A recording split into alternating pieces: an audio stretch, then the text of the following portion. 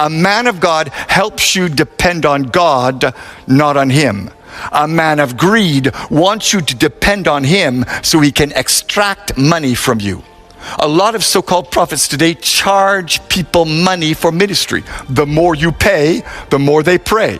Today, many churches and prayer camps charge money for what they call consultation. If you give $50, you get a prayer. If you give $100, they will lay hands on you and anoint you. If you give $500, they'll fast for you. And if you give $1,000, they will prophesy and see a vision for you. Nonsense! Anybody who charges you for prayer or ministry is in error. Mark my words. A day of judgment is coming on the false prophets and the fake pastors in this land. They tell you, buy this anointing oil, buy this holy water, buy this prayer cloth.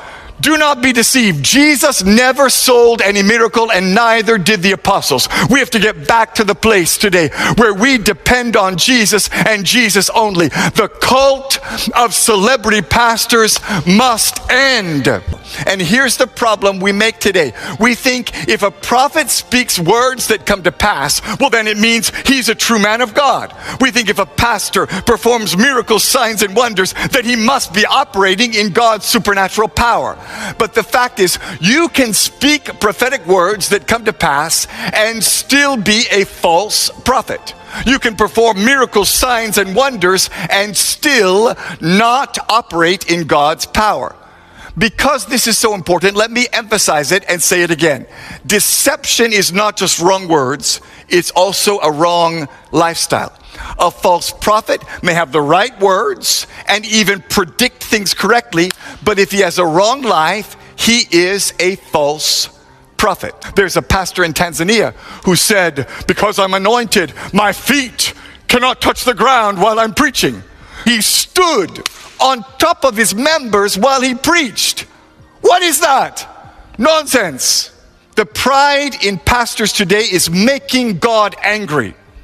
Pastors tell their members, bow down, kneel down, touch my feet. Stop it.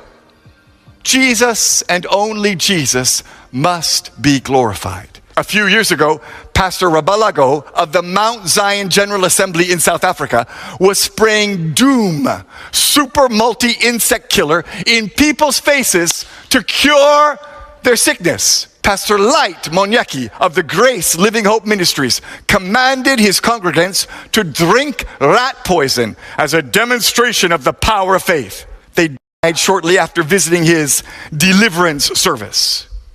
Ask yourself, where is that in the Bible? There's a great wave of error running through churches today. It's destroying pastors and ruining churches. It's causing men to backslide and making the gospel lose power. It's making a mockery of the truth and making men lose their faith. It's causing good Christians to turn from the truth and fall into sin. And the fact is, Jesus clearly tells us it will affect many. Many false prophets will come. Many men will be deceived. And friend, you need to know today that the greatest challenge for us as Christians in the end times is not persecution. It's not economic collapse or uncertainty in government. The greatest challenge we face today in the church is spiritual deception.